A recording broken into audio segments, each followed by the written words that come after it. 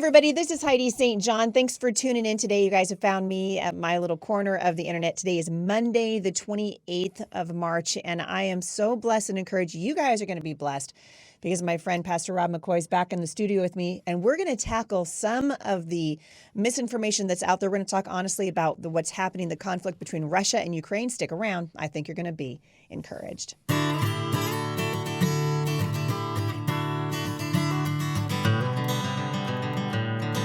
All right, so thanks for tuning in. I'm going to jump right into this today with you because this is happening now. Yeah. So as I told you before, you're here in Vancouver with me in the studio, which is just a delight and a joy.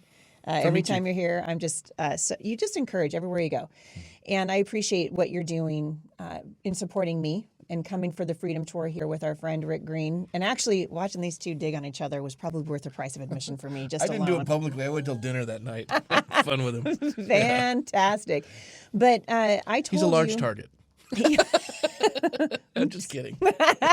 I told you that we've got a very large Slavic community here. Yeah. So many Russian immigrants here in the Pacific Northwest. Ukrainians too. Ukrainians, Romanians. Yeah. My family back in the 70s and the early 80s was responsible for helping Nikki Pop's family immigrate from Romania. So a lot of them lived with us for a long, long time, and I got a little bit of window. That was my first taste of coffee from Romania, which is not like our coffee here.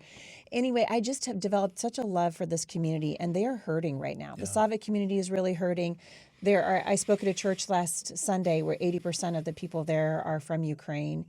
And I told you I did a podcast here. You guys are going to remember this. I did a podcast. We had a gentleman on the show live just outside of Kyiv, and he was saying that there was a lull in the shelling, and I was amazed to find the very next day that people were saying, "Oh, the images coming out of Ukraine aren't really real.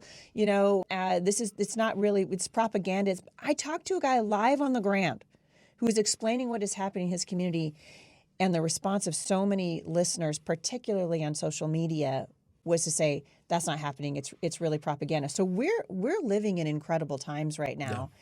And you and I were talking about this before the show, and I'd love just to have your perspective. I think it's going to be encouraging for people to kind of hear what you know and what you've discovered about. It's a confusing thing because really it's not cut and dry. Like here's the good guy, here's the bad guy. What's your analysis so far? So I'm no expert. I'll just come out of the chute and say that, but I have spoken to experts. Mm-hmm. One in particular that kind of blew me away because I was kind of buying into the narrative that I was seeing. Pro-America, always wanting to hang out, stand with the underdog. Zelensky's, under fire. His sovereign nation's been invaded, and and that's true. His sovereign nation has been invaded. His sovereign nation has been invaded. So, looking at that and thinking, wow, this is clear cut. And then I call my son's getting ready to get married, April 29th. He's marrying a young lady, Elizabeth Kravchuk, and Elizabeth is the granddaughter of Joseph Bondarenko, Pastor Joseph Bondarenko, who spent 10 years in a Soviet gulag for preaching the gospel in the Ukraine.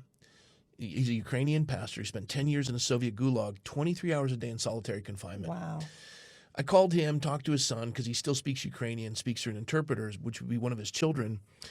And they said, the president of the Ukraine is not a good man.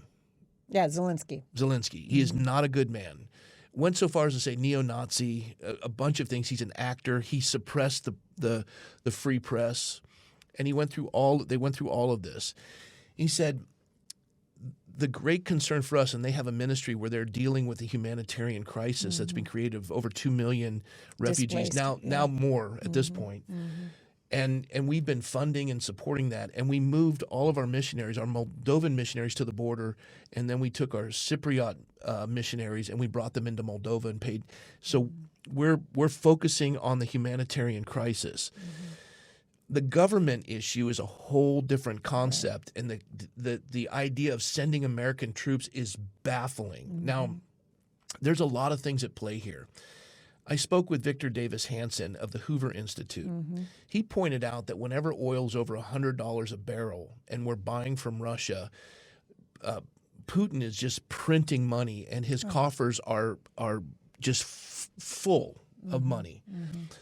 The ability to invade the Ukraine and the money spent on that invasion was paid for by Americans purchasing oil because We've shut down the Keystone Pipeline, the Permian Basin. We don't, we have Oh, but hey, the Democrats say that doesn't matter. It does matter. Yeah. And they say it doesn't matter, so they're seeking to purchase oil from Venezuela and Iran. Venezuela. I mean, this is a dictator that took the fourth greatest economy in the Western Hemisphere. And ruined it. And their people are eating zoo animals. Yeah. And we're going to buy oil from them. Good luck producing it because their equipment's so antiquated and dilapidated. But the reason why we don't want to do it here is because with the World Economic Forum, the attempt is to reduce America to no longer being the superpower. So if they can push Putin to step out of SCIF and go into KIPS, which means that he now changes. Break that down. Yeah, you just said you just spoke okay. Greek. I think okay. So KIPS is the standard that the yuan, which is the Chinese currency, would then be based on the oil purchases. Right now, it's the American dollar. So you move Putin into collusion with China, and they go to KIPS because basically with the monetary system, we've shut down their oligarchs from being able to access their ATMs and the like. So they just moved to a different system, which is a Chinese system.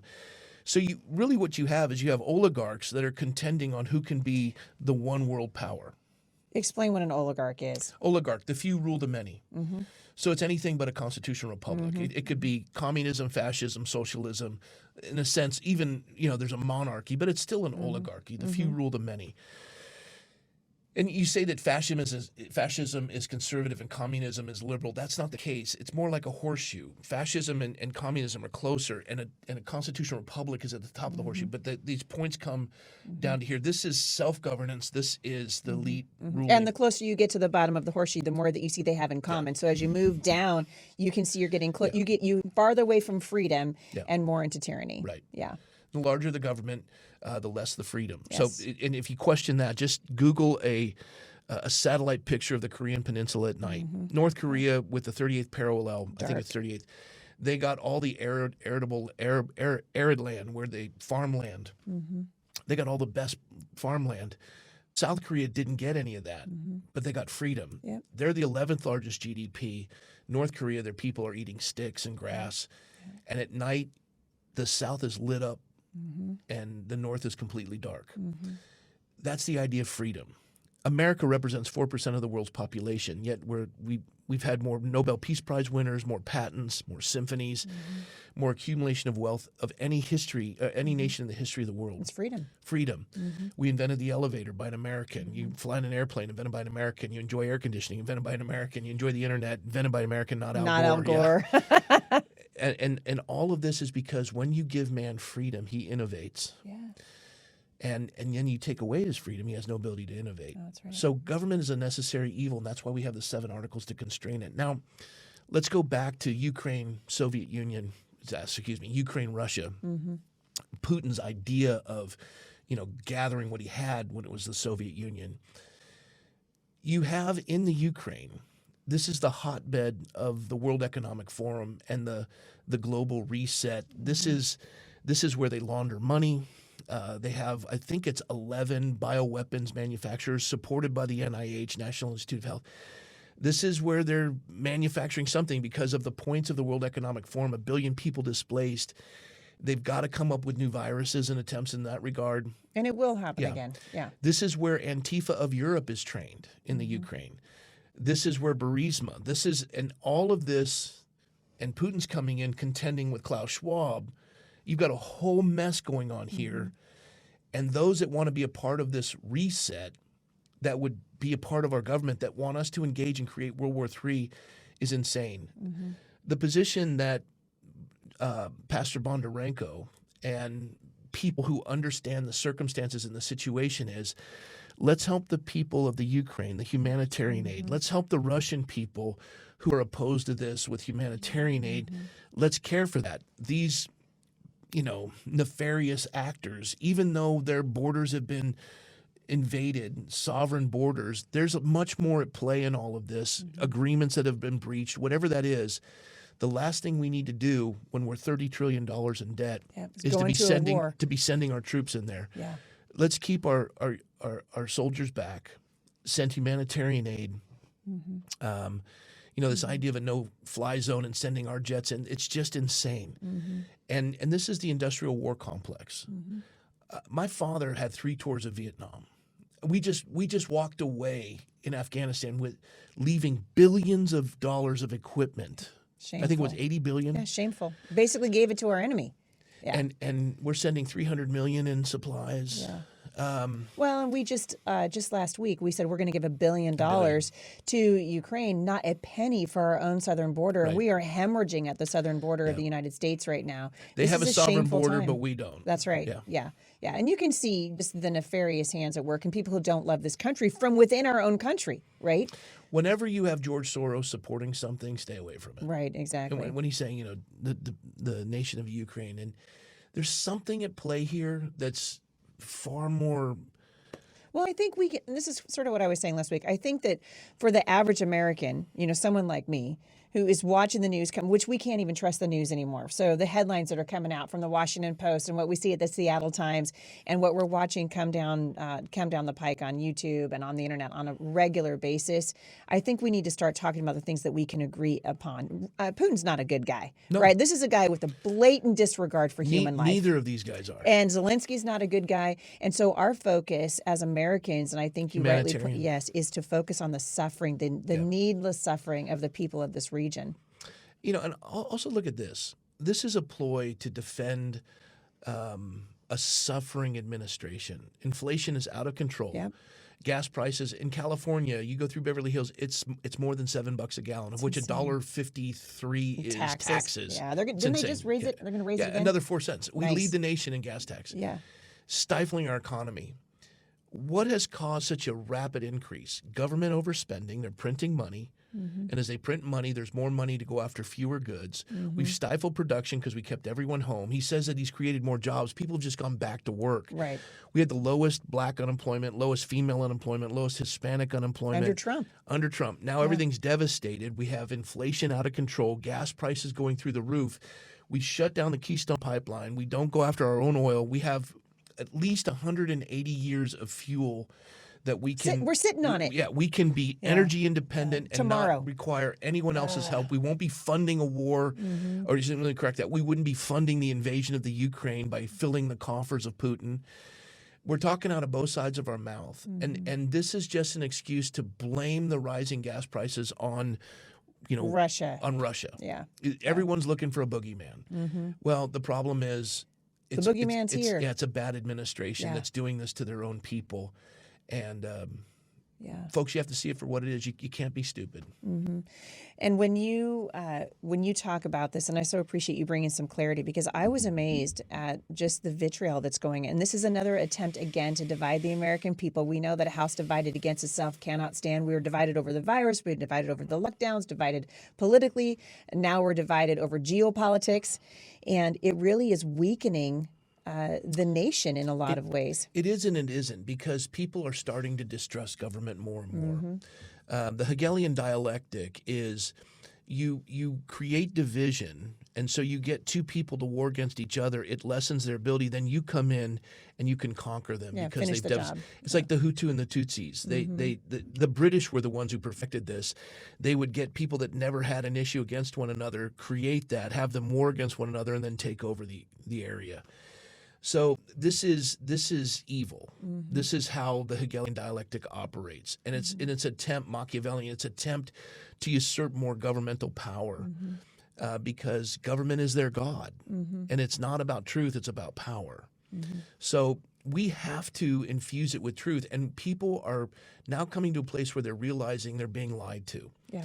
They had their businesses. 65% of the businesses, small businesses in California, will never reopen because of these draconian lockdowns.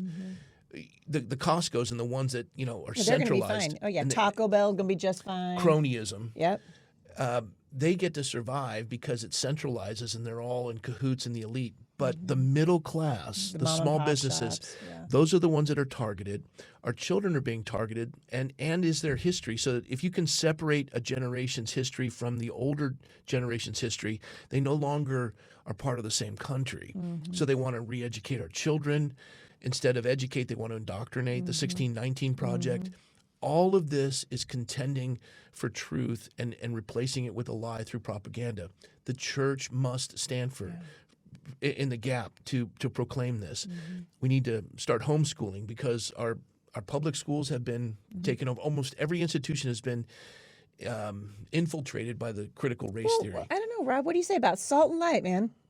I hear this all over. I still hear it from churches across the country, and I've been speaking out about this now for 17 years across the United States, and I still hear people say, "But what happens? We'll take our Christian kids out of the schools, and then there will be no more salt and light." Yeah. I mean, I know what you're going to say, but just say it. Yeah. Well, if your child is strong enough to withstand that, we had one child, Daniel, who was strong enough to be a missionary into that realm. But my question to the parents is, if you're so committed to that, why haven't you been the salt and the light in the school board? Right. Why haven't you been the salt and the light in the city council? Where are you with the laws that these kids have to live under and not contending on their behalf? What was so important in your life as a testimony that you've placed a value on something greater than, the Bible says you cause one of the least of these to stumble. It's better for you to have a millstone tied around your neck and cast in the deepest ocean. What was so important to you that you were running after as opposed to standing in defense of these little ones and protecting their future and allowing them to know their God, that they would be raised in the love and the admonition of the Lord, to raise a child in the way that they should go? The homeschool movement is a reaction to the failure of adults to engage in the public square. You abdicated your responsibility. Don't blame parents who are now taking that responsibility on themselves. Homeschooling's not easy. And you want to ridicule us? You're just usaging your guilt is what you're doing. And stop it. Because we're in this mess because all that's necessary for evil to prosper is for good men and women to do nothing. Morality is not doing what's wrong, but character is doing what's right. Like I said at the meeting, your child comes home from school and says, "Mommy, Daddy, all the kids in the school called Susie fat, but I didn't." And you say, "Well, that's the moral thing to do, but where's your character, child?" The child will say, "What do you mean? Why didn't you tell the other children to stop it?" Well, they would have all laughed at me. I don't care. Right. That's the right thing to do. Right. So don't dump on us because we're doing the right thing. We have seen this issue. We're still salt and light. We still go to all the events. Yeah. We're creating a culture that's moving the spectrum. We're not adapting to a culture. We're driving a culture. You have a problem with that? You want to call it dominionism. You want to call it Christian nationalism. Right. You label it to justify your apathy and inactivity. It's not Christian nationalism. It's not dominionism. It is, from moral law comes civil law. Only good government happens with good people. It's engaging to recognize these are inalienable rights. It's recognizing a God in the universe.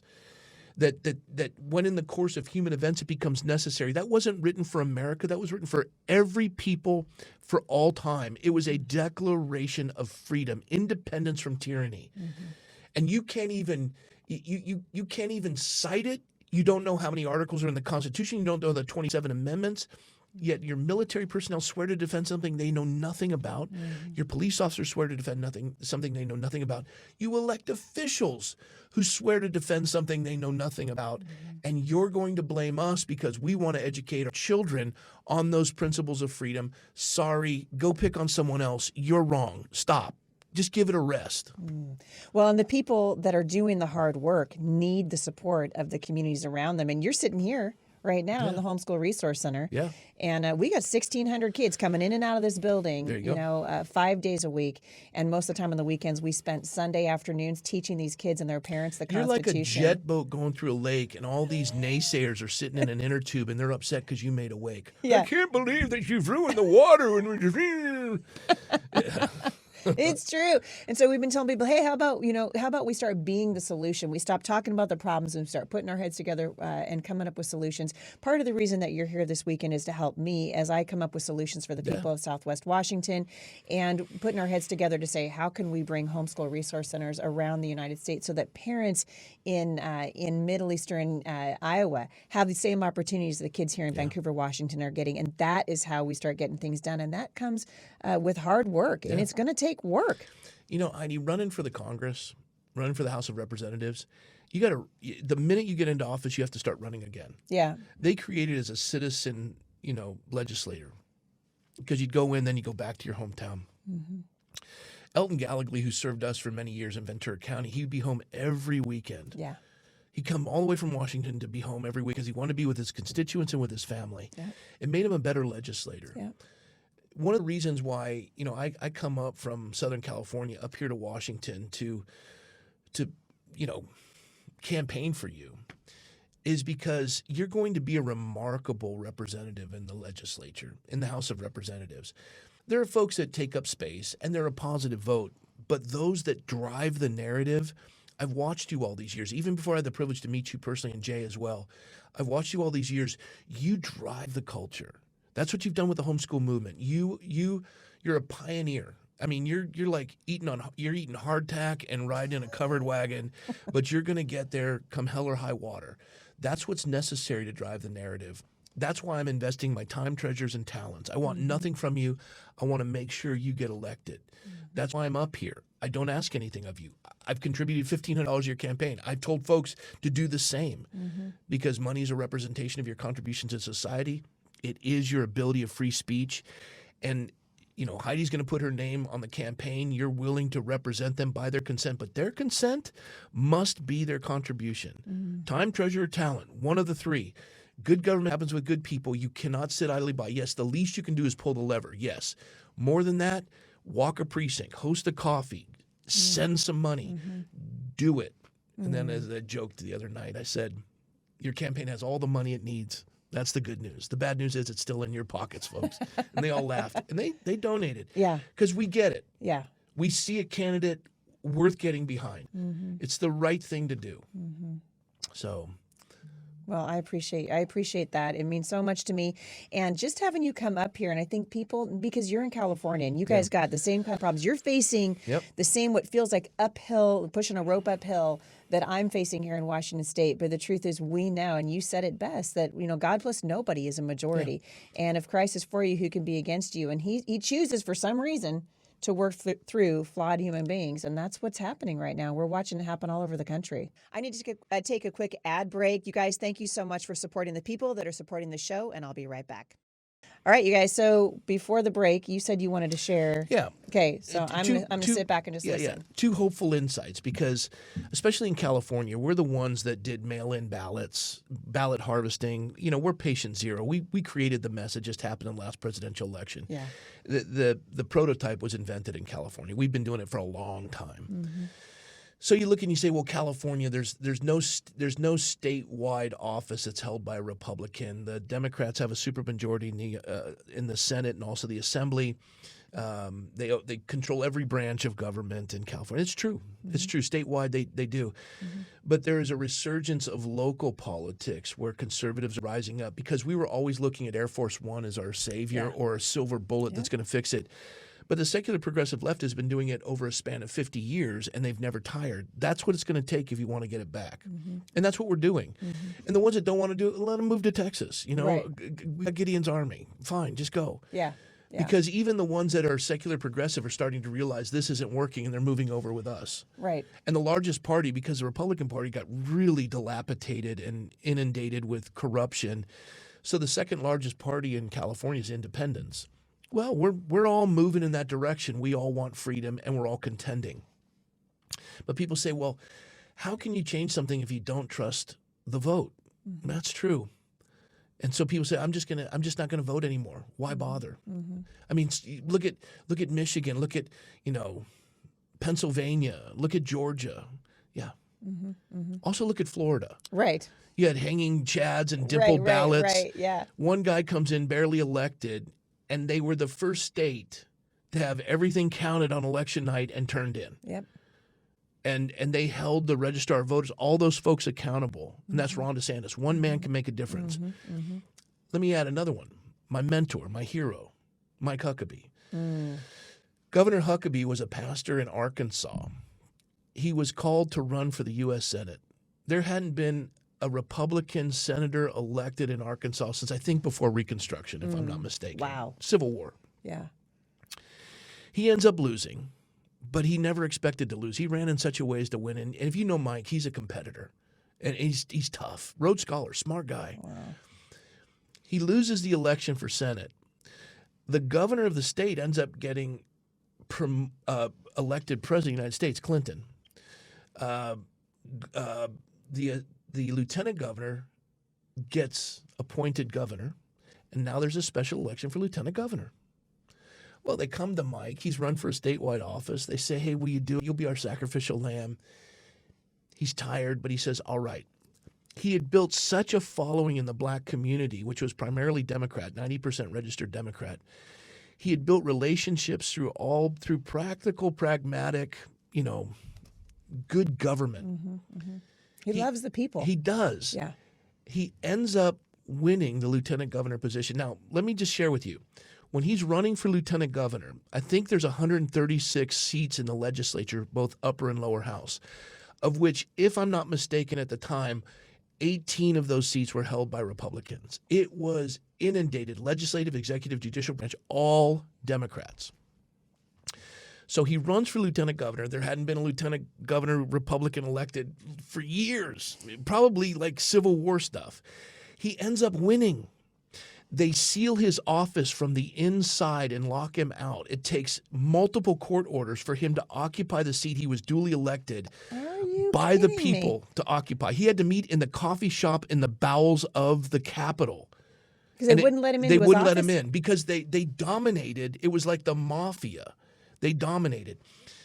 The governor ends up going to prison, which happens to a lot of governors. Whoops. So he goes to prison, and Huckabee becomes the governor. He runs for re-election. By the way, he won re-election as lieutenant governor.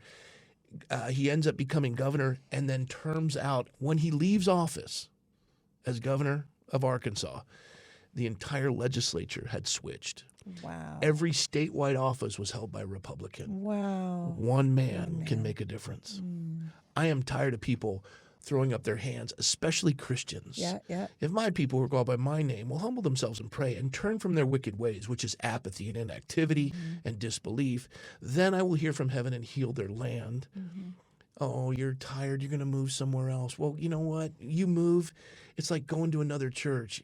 The minute you step in, that church has the same problems that your old one had.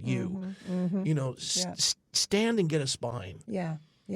Make a difference. Yeah. Quit running. You're more than a conqueror. Draw a circle and say, I'm not moving. Well, I'm you standing saw. for liberty. Yeah. Well, I asked the room the other night. I said, "How many of you? You saw how many hands went up? How many of you guys know someone who's moved out of this area, or they're thinking about leaving?" It's everybody. More people have left the state of California than came there during the Dust Bowl.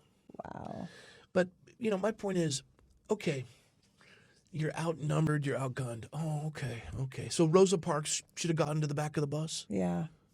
Is that what you're saying? I mean, come on. Gideon should have given up.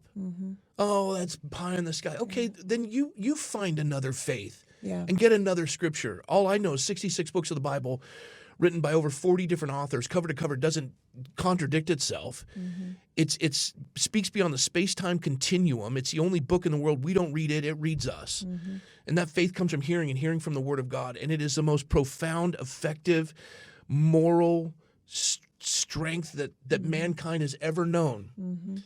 And you're going to tell me you want to just dismiss it and kind of go your own deal. Well, it's never been about liberty to you. It's always been about comfort and your own personal security, and you're not selfless. And you profess faith in Christ, but, the Bible says bear fruit. And if you're going to tell me you're an orange tree, I want to see oranges. You tell me you're an apple tree, I want to see apples. Fruit of the Spirit is love, joy, peace, patience, kindness. These are the fruits of the Spirit. Patience, and you're running. Okay. Go. Yeah.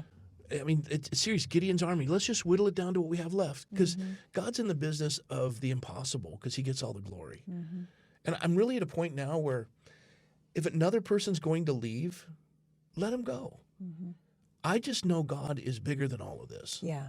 And I see in you and all the folks in the last 2 nights that we've been with him, man, these folks have spines. This is Gideon's army. Washington's going to turn. So is California. I believe that with all my heart. Imagine the Apostle Paul. He was kicked through the streets like a soccer ball everywhere he went. He didn't call to see what the hotels were like. He called to see what the prisons were like. A third of the Roman Empire were slaves. And it creates the Protestant Reformation that transforms the Western world as we know it today. A handful of men turned the world right side up. Oh, I'm sorry, but a virus with a 99.7% survival rate. Let's just throw up our hands, order DoorDash, and call it quits, and Right. just inject our children with an experimental drug, Right.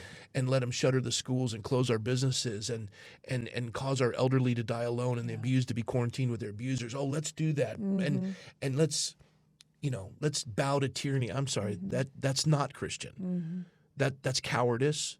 And you're couching it in Christian terms, and you're using Scripture out of context to justify your cowardice. Don't muddle the Scriptures to justify your cowardice. Engage. And that is the solution right now, right? And that is that is the clarion call. Stand. And if there's nothing, having done all, stand. Yeah. Then if there's nothing we've learned in the last 2.5 years, is that we really are at the jumping off place now. We've recognized how There's no middle ground. No, there isn't. And people are going to need to take sides. I spoke to a woman in Vancouver just a couple of months ago, and she said, "Boy, Heidi, I just appreciate." She goes, "I really appreciate what you're doing. I just don't have that in me." She goes, "But thank you." And I said, "I don't actually need your thanks. I'm not doing it for your thanks. I'm not doing it for anyone's thanks. I'm doing it because I know it's the right thing to do." And at some point, every single one of us is going to have to answer that question. What is it that God wants us to do? I'm so tired, I think, like you, of Christians saying, "You know what, the rapture's coming. So God's going to make it all right one day, and there's nothing we can do to change God's timetable. And so we're just going to sit it out." I wonder what would have happened if Daniel would have taken that tack, if Deborah would have taken that tack. What would have happened if Esther had said, "You know what, eventually it's going to be figured out." But Mordecai didn't cut that woman any slack at all. Here's a very young girl who's really going to be putting her life in jeopardy. And Mordecai could have said to her, "You know what, this is really scary. You set this thing out, and God's got you tucked away right here. You're safe, and maybe you're going to have children. We'll rebuild through you." No, he said, "If you don't do this, relief and deliverance for the Jews will arise from another place, but you and your father's family will perish." Yeah, you won't get any credit in this. Yeah. The lady that told you what she told you, I think it was Naomi Wolf. She wrote an article that says, I'm not a hero, you're just a wussy," or something like that. What she was saying is, I get these text messages from colleagues in politics and religion and blah, blah, blah. And she says, they say something along the lines of, and fill in the blank with your, pedantic confession. They say, I really appreciate your courage that you're making a stand. I just can't do it because my boss will. And just fill in the blank. Right. And she says, this is a time of monumental cowardice. Yeah. And she's just struggling over these text messages of people who can make a difference but choose not to. And she asked her friends, "Why is this?" And they said, "Naomi, the reason why they're writing this is because they want to know it's okay to be a coward." Yeah. And my feeling is, don't thank me anymore. Yeah. And not do anything. I'm not going to take that anymore. You thank me, and my next question is, what are you doing? Because there's no middle ground anymore. The heroes that contracted the virus while they were tending to your loved ones when the virus hit are now being fired, and they have the antibodies. Right. What are you doing to protect them? What are you doing to protect our military personnel, our pilots? You have 4,000 Navy SEALs. It takes millions of dollars to train them. They have an objection to an experiment. They care for their bodies. They put them in harm's way to defend you, and they're getting let go, dishonorably discharged. What are you doing to protect them? What are you so afraid of losing that you're not a voice on their behalf? They were your heroes, and now they're zeros, and you're silent. Don't thank me anymore. Be careful when you thank me. Because my next question to you is, do you think that I was born for this? Do you think I enjoy the threats? Do you think I enjoy the pressure? There's a lot of things I would rather be doing. I'm tired. So are you. But we didn't ask for this. I wasn't built for. Everyone's supposed to do this. I didn't wake up and go, I'm wired for this. Yeah. No. I'd like to go to the front lines today and we're tomorrow. all supposed to be doing this. Yeah. So don't come to me anymore and say, thank you for what, because the first word out of my mouth is, what are you doing? Yeah. And it's not condemning. It's I really want to know, what are you doing? If you're not, I'm going to ask you why. And then it's going to get uncomfortable.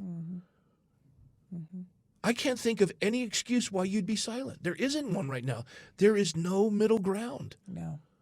No, and we've waited. We waited too long. Yeah. And so now Not we're too here, long. well, in terms of where we are for the fight, I think if had the church stepped in decades ago or even 5 years ago, when we started talking about what was happening in the schools, it was 25 years ago. Yeah, we took right? prayer out of schools with Madeline Murray O'Hare. Oh, yeah. 1968. Yep. She sues NASA because at the conclusion of, you had the My Lai massacre, the Tet Offensive, you had Bobby Kennedy Jr. was shot in Los Angeles by Sirhan Sirhan. Reverend King was shot on a balcony in Memphis, Tennessee. 1968 was awful. And then all of a sudden, at the conclusion of 1968, the Apollo spacecraft is circling the moon, the most watched television event in the history of the world. And they read out of Genesis, in the beginning, God created the heavens and the earth.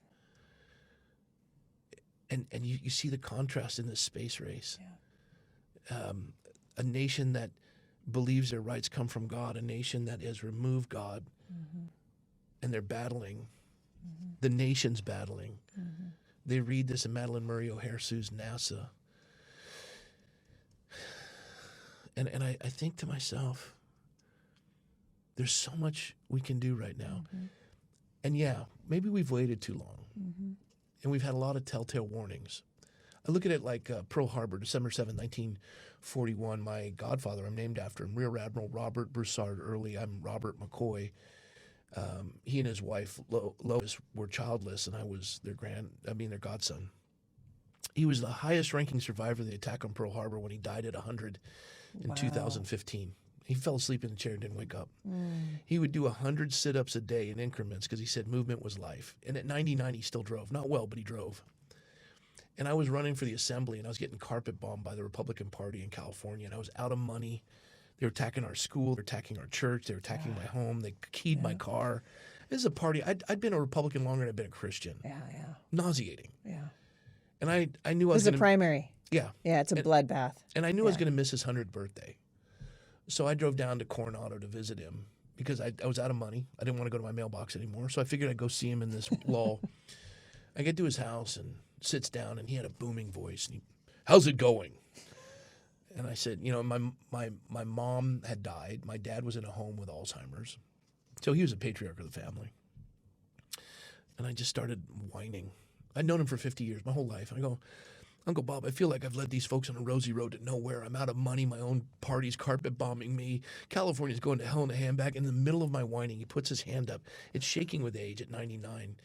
I never heard him angry in 50 years. He puts his hand up and he goes, stop it. It just paralyzed me. It's nothing like getting spanked by a 99-year-old guy. Right. He looks at me and he says, you don't know tough.